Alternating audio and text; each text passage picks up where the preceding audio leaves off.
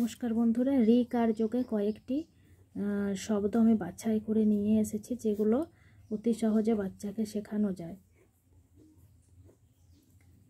Recur এবং এগুলো দৈনন্দিন জীবনেও ব্যবহার করা হয়। রিকার এরপর যেমন কয়ের রিকার দিয়ে কয়েকটা, এভাবে কয়ের রিকার খয়ের রিকার, এভাবে যদি খয়ের সাথে রিকার যোগ করে যদি কোনো শব্দ থাকে বা গয়ের সাথে, এভাবে বাচ্চাকে বোঝাতে হবে। কৃপা, কয়ে রিকারে কৃ, পয় আকারে পা। এবার 3 অক্ষরের উদাহরণে কৃষক, কৃষক, কৃষক, কয়ে রিকার তালিবর্ষ কৃষক। আবার এদিকে হলো বয়ে রিকার মূর্ধন্যস্য বৃষ, বয়ে রিকার হ খণ্ডেত্ব বৃহৎ।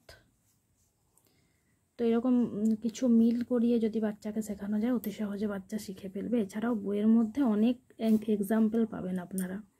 যাই হোক।